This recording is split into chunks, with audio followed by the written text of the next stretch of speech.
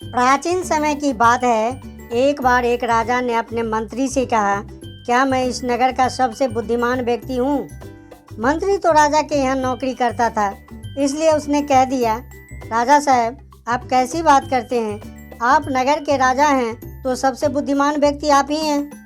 राजा ने कहा, नहीं मंत्री, राजपाट तो हमें विरासत में मिला है, लेकिन बुद्धि विरासत में नहीं मिलती। सच बताओ मंत्री, क्या मैं सबसे बुद्धिमान हूँ?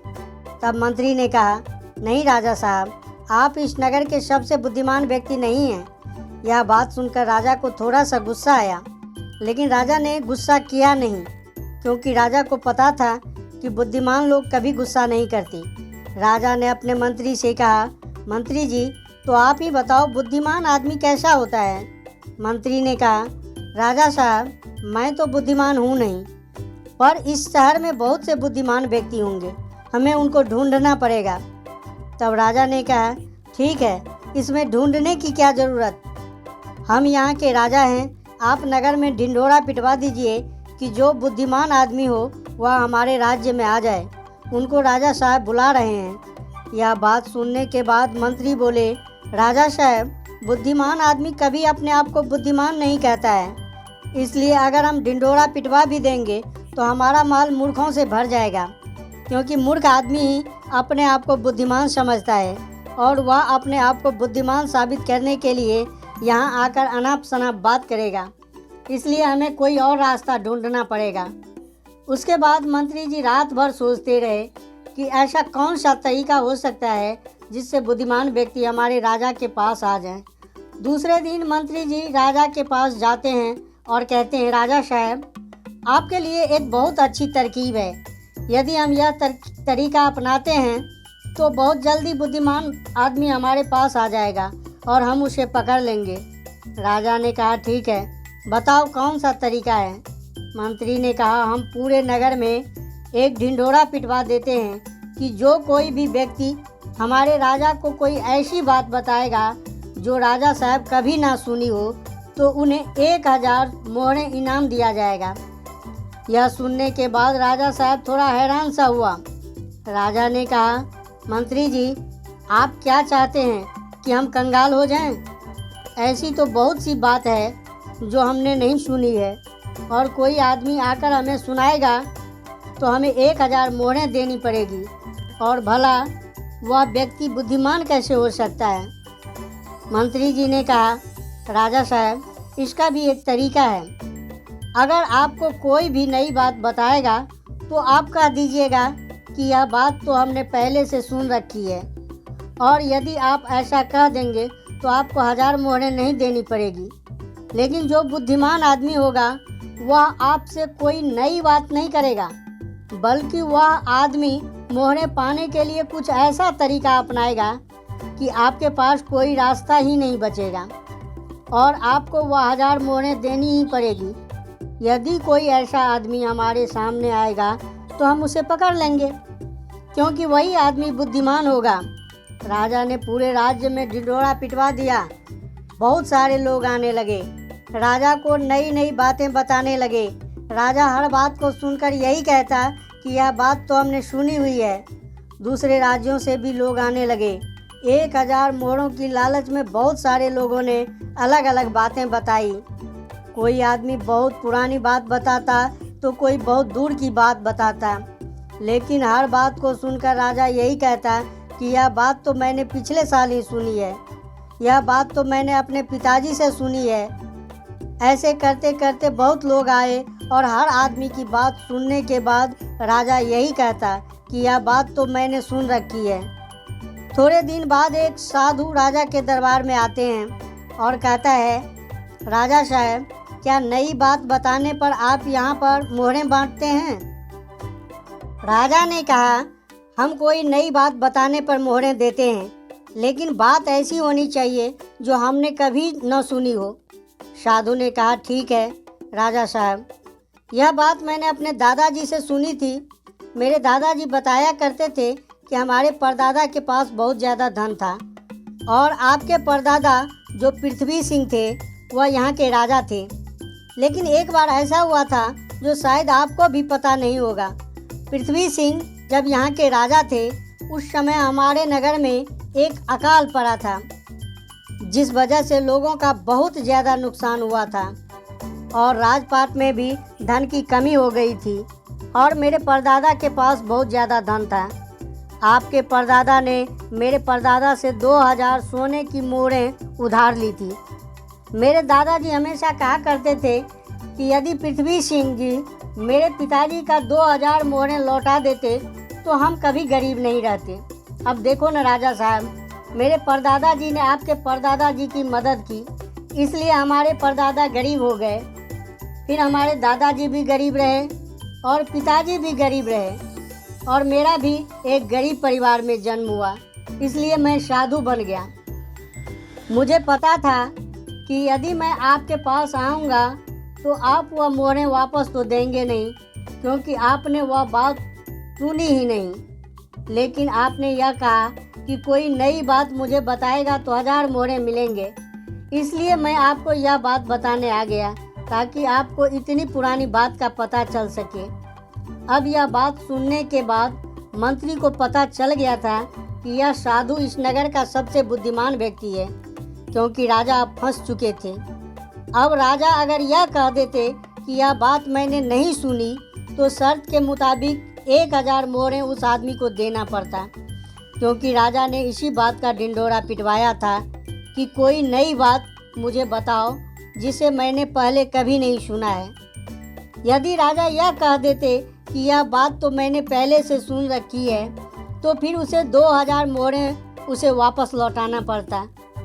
अब राजा भी समझ चुका था और मन ही मन हंस भी रहा था कि बुद्धिमान आदमी ने किस तरह से हमें फंसाया है।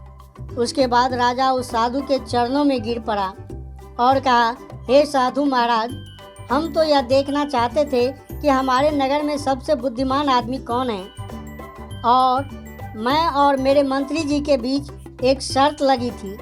हमारे राज्य में मुझसे भी ज़्यादा कोई बुद्धिमान आदमी है तो उस बुद्धिमान आदमी को पकड़ लेंगे, और देखो आज हमने आपको पकड़ लिया।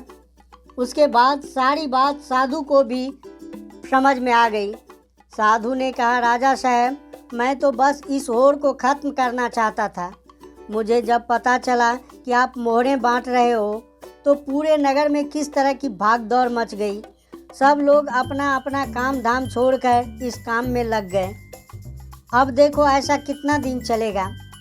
यदि वे अपना काम छोड़कर इस काम में लगे रहेंगे तो हमारे राज्य का क्या हाल हो जाएगा। मैं तो बस इस बात को ख़त्म करना चाहता था, इसलिए मैंने यह तरकीब अपनाई।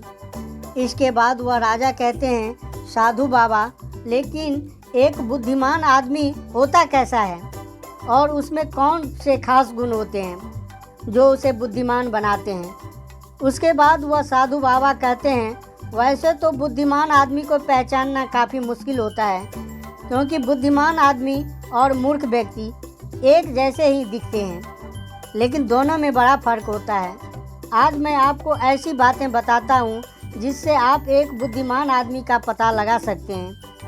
यदि यह गुण आपके अंदर है तो आप एक बुद्धिमान आदमी हो, और यदि आपके अंदर नहीं है तो इन गुणों को पहचान कर आप बुद्धिमान बन सकते हो। उसके बाद साधु बाबा कहते हैं कि बुद्धिमान आदमी का सबसे पहला गुण होता है कि वह हर काम को समय के अनुसार करता है, फालतू समय का भी उपयोग में ले लेता है, और इसके लिए वह सबसे महत्वपूर्ण कामों को सबसे पहले करता है। बुद्धिमान लोग हमेशा समय को धन से अधिक महत्व देते हैं, क्योंकि वे लोग इस बात को अच्छे से समझते हैं कि इस दुनिया में समय ही वह चीज़ है जो सबसे निश्चित मात्रा में है और जिसे किसी भी तरीके से बढ़ाया नहीं जा सकता है। इसलिए वह हर काम की सूची बनाते हैं और उन्हें समय पर पूरा करने का प्रयास करते हैं। बुद्धिमान लोग अपने काम को टालते नहीं हैं। आलस्य को वह अपना सबसे बड़ा शत्रु मानते हैं। वह खुद को इन आदतों का कभी शिकार नहीं होने देते। काम को टालने की आदत जो इंसान को कभी आगे नहीं बढ़ने देती है। दूसरा गुण जो बुद्धिमान व्यक्ति की पहचान होता है वह होता है कि उसको किसी से कोई शिकायत नहीं होता है। वह समझते हैं कि इंसान गलतियों का पुतला होता है, इसलिए माफ़ कर देना ही इंसान का सबसे बड़ा गुण होता है। यदि बुद्धिमान आदमी के सामने कोई आदमी गलती भी कर देता है तो वह उसको सिर्फ समझाता है, न कि उस पर गुस्सा करता है, क्योंकि उसे पता है कि इंसान से गलतियां होती रहती है और बुद्धिमान आदमी अपनी गलतियों से ही सीखता है। यदि वह गलती कर भी लेता है तो उसे पता होता है कि यह गलती एक बार ही करूँगा, उस गलती को दोबारा कभी नहीं दोहराऊँगा। कहते हैं कि इंसान एक बार गलती करता है, लेकिन वही गलती कोई इंसान अगर दोबारा करता है तो वह इंसान बुद्धिमान नहीं बल्कि मूर्ख होता है। इसलिए बुद्धिमान आदमी गलती कर भी देता है तो वह एक बार ही करेगा और उस गलती से बहुत कुछ सीख भी लेगा। तीसरा गुण है कि बुद्धिमान आदमी के अंदर जो होता है वह कभी भी गुस्से में कोई फैसला नहीं लेता और ना ही कभी ज़्यादा खुशी में कोई फैसला लेता है, क्योंकि उसे पता है कि गुस्से के अंदर लिया हुआ फैसला कभी भी फ़ायदा नहीं पहुंचाएगा, क्योंकि गुस्से में हमारा दिमाग काम करना बंद कर देता है और उस स्थिति में हमें फैसला नहीं लेना चाहिए। दूसरी बात है, खुशी में भी कोई फैसला नहीं लेना चाहिए, क्योंकि जब हम खुश होते हैं तो हम बहुत ज़्यादा उत्तेजित होते हैं और उस वक्त हम जो भी फैसला लेते हैं वह उत्तेजना के बस होकर लेते हैं और उत्तेजना में लिया गया फैसला पछतावे का कारण बनता है।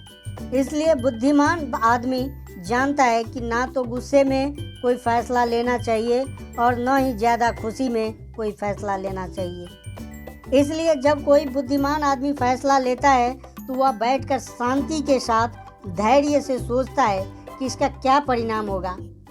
वह दोनों परिणामों को अच्छी तरह से देखता है, सही को भी देखता है और गलत को भी देखता है। यह भी देखता है कि इसका फ़ायदा क्या होगा और यह भी देखता है कि इसका नुकसान क्या होगा और उसी के बाद कोई फैसला लेता है। चौथा गुण जो बुद्धिमान आदमी के अंदर होता है कि वह अपने मन की बात कभी किसी को नहीं बताते हैं। बुद्धिमान लोग इस बात को जानते हैं कि आज जो हमारा मित्र है वह कभी भी हमारा शत्रु बन सकता है। अपनी व्यक्तिगत बातें, अपनी कमजोरियां, अपनी ताकत किसी के सामने नहीं बताते, लेकिन ज़्यादातर लोग अपने मन की बातें, अपने घर की बातें, ऐसी बातें जो दूसरों को नहीं बताना चाहिए वह भी दूसरों को बताते रहते हैं। उसके बाद उन्हीं बातों की वजह से फंस जाते हैं, उन्हें दुख मिलता है, धोखा मिलता है, फिर वह परेशानी में पड़ जाते हैं, दूसरे लोगों को दोष देते हैं। इसलिए बुद्धिमान आदमी ऐसा कभी नहीं करता है, क्योंकि उसे पता है कि घर के भेद या अपने भेद दूसरों को बताएंगे तो इससे हमारा ही नुकसान होगा, हमें ही नुकसान उठाना पड़ेगा।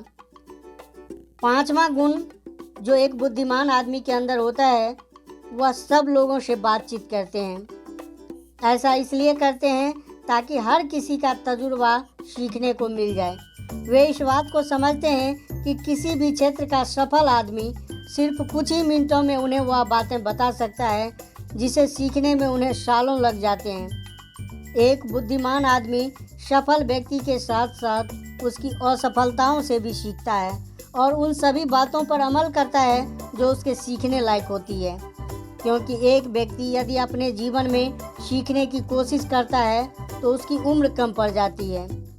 चाणक्य ने भी कहा है कि हमें दूसरे लोगों से सीखना चाहिए, उनके अनुभवों से सीखना चाहिए, उनकी सफलताओं से भी सीखना चाहिए और उनकी असफलताओं से भी सीखना चाहिए।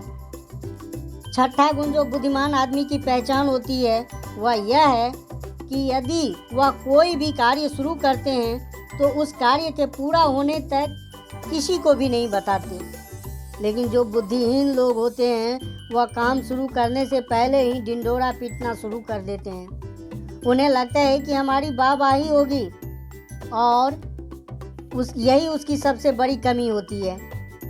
यदि हम किसी काम की शुरुआत करते हैं और पहले ही उसका ढिंढोरा पीट देते हैं और बाद में उस काम के नाकामयाब होने पर हमारी बेइज्जती होती है, लोगों की नज़र में हम असफल आदमी की श्रेणी में आ जाते हैं। और यदि हम अपने काम को शुरू करते वक्त किसी को उसके बारे में नहीं बताते हैं तो काम पूरा होने पर लोगों को खुद ही पता चल जाएगा और वही लोग बोलेंगे कि यह आदमी कितना शांत है, अंदर से कितना अहंकार शून्य है कि इतनी बड़ी कामयाबी हासिल करने के बाद भी इसने कभी किसी को कुछ नहीं बताया। और यही लोगों की सोच समाज में आपको प्रतिष्ठावान बनाती है। 7वां गुण जो बुद्धिमान आदमी की पहचान होती है कि बुद्धिमान आदमी कभी भी अपने आप को बुद्धिमान नहीं समझता है, वह हमेशा शिष्य बनकर ही रहता है, गुरु कभी नहीं बनता। क्योंकि जब कोई आदमी गुरु बन जाता है तो उसकी सीखने की क्षमता खत्म हो जाती है। वह दूसरों को सिखाता तो है लेकिन खुद कभी नहीं सीख पाता है। लेकिन बुद्धिमान आदमी कभी भी अपने आप को सीखने से रोक नहीं सकता है। वह जीवन पर्यंत कुछ ना कुछ सीखता रहता है, क्योंकि दुनिया में कुछ भी सीखना हो तो हम छोटा बनकर ही सीख सकते हैं। बड़ा बनकर अहंकार से भरकर अपने आप को बुद्धिमान समझकर कोई चीज़ सीखी नहीं जा सकती है। इसके बाद वह साधु बाबा कहते हैं कि इसलिए राजा साहब, आपने इतना अच्छा तरीका निकाला एक बुद्धिमान आदमी को पकड़ने के लिए। यदि आप सीधे ही लोगों को यह बताते कि कोई बुद्धिमान हो तो वह हमारे राज्य में आ जाओ तो बहुत सारे मूर्ख लोग आ जाते। बुद्धिमान आदमी नहीं आता क्योंकि वह अपने आप को बुद्धिमान मानता ही नहीं है। और यह बुद्धिमान आदमी की सबसे बड़ा गुण होता है। 8वां गुण जो एक बुद्धिमान आदमी में होता है वह यह है कि बुद्धिमान आदमी अपने हर काम को ध्यान बना लेता है। बुद्धिमान आदमी को पता होता है कि दुनिया में कुछ भी संग्रह कर लो, यहाँ पर कुछ संग्रह करने जैसा है ही नहीं, क्योंकि मौत के बाद हम एक सुई भी अपने साथ नहीं ले जा सकते हैं। इसलिए वह ध्यान और आध्यात्मिकता को ज़्यादा महत्व देते हैं। वह ऐसा तरीका ढूंढते हैं जिससे उसका हर काम ध्यान बन जाए। बुद्धिमान आदमी अपने हर काम को ध्यान बना लेता है। 9वां गुण जो एक बुद्धिमान आदमी की पहचान होता है कि बुद्धिमान आदमी बहुत जल्दी उत्तेजित नहीं होता। चाहे कितना भी बुरा समय हो, चाहे कितना भी अच्छा समय हो, वह स्थिर बने रहते हैं, वह शांत बने रहते हैं और यही उसकी बुद्धिमानी की सबसे बड़ी पहचान होती है। आम आदमी थोड़ी सी खुशी मिलने पर बहुत ज़्यादा उत्तेजित हो जाता है या फिर थोड़ा सा दुख मिलने पर बहुत ज़्यादा दुखी हो जाता है। लेकिन एक बुद्धिमान आदमी जानता है कि समय हमेशा बदलता रहता है। यही समय की आदत है, यही समय की फितरत है। समय कभी भी बदल सकता है। अच्छा समय बुरा हो सकता है और बुरा समय अच्छा हो सकता है। इसलिए वह दोनों पहलुओं को सोचकर चलता है और दोनों पहलुओं से बाहर आकर उन पहलुओं को देख पाता है। तो मित्रों, कैसी लगी यह कहानी आप कमेंट सेक्शन में जाकर ज़रूर बताना, और अच्छी लगी हो तो इस चैनल को सब्सक्राइब करके शेयर भी अवश्य करना ताकि इसका लाभ दूसरों को भी मिल सके। तो मिलते हैं फिर अगली वीडियो में एक नई ज्ञान चर्चा के साथ। वीडियो के अंत तक बने रहने के लिए धन्यवाद। जय हिंद, जय भारत।